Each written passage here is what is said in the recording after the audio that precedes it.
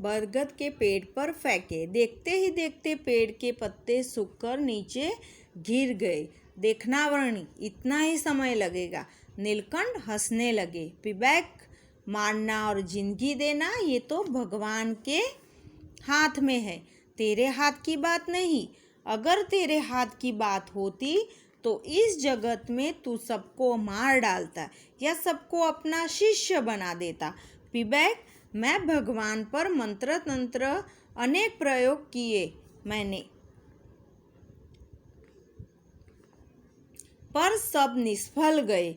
आखिर में वह नीलकंठ प्रभु के चरण में आया। बालवा कुंड गंगा सागर का संगम होकर प्रभु जगन्नाथपुरी पधारे। वहाँ भी दंभ पाखंड चलते थे। वर्णी ने समाज को सत्य और साधुता की हकीकत बताई। आदि कूर्म की यात्रा की। तिरुपति बालाजी पधारे। बालाजी भगवान के दर्शन करके वेंकटाद्रि पर्वत की प्रदक्षिणा करके नीलकंठ प्रभु नीचे उतरे। रास्ते में एक बीमार मनुष्य चीख रहा था। उसका दुख देखकर वर्णिराज ने अपनी यात्रा रोक दी। वह बीमार मनुष्य का नाम था सेवकराम। उसे भयानक रोग हुआ था। पेट में कुछ भी पचता नहीं था, पानी तक नहीं पचता था। पूरे दिन उसके कपड़े बिगड़ते थे। उसके पास 1000 सोना मोहर थे, पर सेवा करने वाला कोई नहीं था। इसलिए वर्णी वेशधारी परमात्मा उसकी सेवा करने लगे। बगीचे में से केले के पत्ते लाकर उसका बिछौना करके सुलाते। सेवकराम बार बार बिछौना बिगाड़ देते थे। प्रभु उसके मल मूत्र खुद उठा के फेंक आते थे और उसके लिए दूसरा बिछौना करते थे। ऐसा करते करते वो ठीक हो गया। भूख लगने लगी तो प्रभु उसे हलवा बनाकर खिलाते। कभी भिक्षा न मिले तो वह सेवकराम सोना मोहर निकाल कर देता था। उसमें से सामग्री लाके हलवा बना देते थे। सेवकराम इतना अच्छी तरह से ठीक हो गया था कि अब तो आधा किलो घी का हलवा अकेले खा जाता था।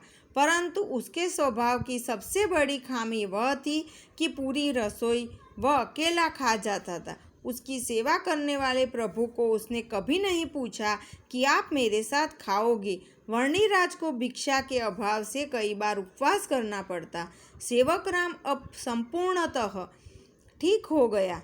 उसके बाद सेवकराम को कृतज्ञ जानकर उसका त्याग करके प्रभु अकेले ही चल पड़े। जगत का कल्याण करने के लिए स्वामी नारायण भगवान ने पुनः तपस्यामय धर्म यात्रा का आरंभ किया। शिव कांची, विष्णु कांची, श्रीरंग क्षेत्र, रामेश्वर, सुंदरराज, भूतपुरी, कन्याकुमारी, पद्मनाभ में त्रिवेंद्रम, जनार्दन, आदिकेशव, मलयगिरी, पंढरपुर, दंडकारण्य, नासिक, त्र्यंबकेश्वर आदि तीर्थों में विचरण करके अपने तपोमय आचरण के तपस्वियों के धर्म बताए। वन में प्रभु का जीवन इतना तपस्यापूर्ण था कि शरीर में कुछ लग जाए तो पानी की बूंद निकले पर खून बिल्कुल नहीं निकलता था। इतना शरीर सूख गया था। शरीर में तेजमय आभा निकलती थी। तेजस्वी प्रतिभा से हजारों लोग शरण में आए। इस तरह विचरण करते करते परमात्मा अपने गुजरात राज्य में पधारे। मांगरोल होकर विषम संवत 1856 श्रावण वध छठ के दिन लोग गांव में रामानंद स्वामी के आश्रम में पधारे। वर्णी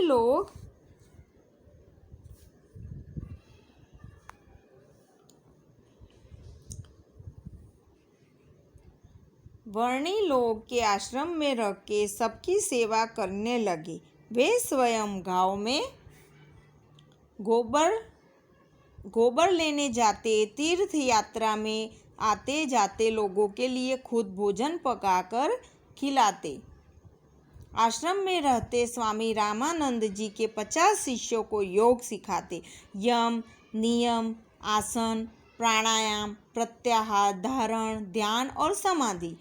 पिपलाणा गांव में रामानंद स्वामी और नीलकंठ वर्णी का प्रथम मिलन हुआ। मुमुक्षुओं को प्रेरणा देने के लिए प्रभु ने रामानंद जी को गुरु के रूप में स्वीकार किया। गुरु ने प्रभु को दीक्षा देके 2 नाम दिए, सहजानंद स्वामी और नारायण मुनि। रामानंद स्वामी ने बहुत पहले अपने शिष्यों में ऐलान कर दिया था कि मैं तो डुगडुगी बजा रहा हूँ, पात्र परिचय देने वाला तो अब आ रहा है। इस गुडात बात को कई भक्त समझ गए थे। थोड़ा समय बाद जेतपुर गांव में सहजानंद स्वामी को संप्रदाय की जिम्मेदारी के लिए सबसे ज़्यादा योग्य मानकर गुरु ने उनको उद्धव संप्रदाय के आचार्य पद पर नियुक्त किया।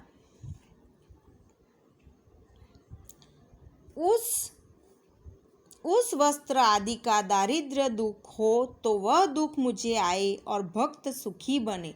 दूसरा वरदान, देह त्याग करते समय भक्त को जो असह्य पीड़ा होती है तो वह पीड़ा भी मुझे हो और भक्त शांति से देह त्याग करे। यह 2 वरदान के पीछे अतिशय करुणा छलकती है।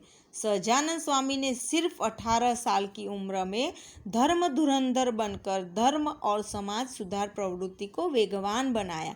गुरु के देह त्याग के बाद उन्होंने समग्र गुजरात में संतों को भेजकर धर्म और समाज को उजागर किया।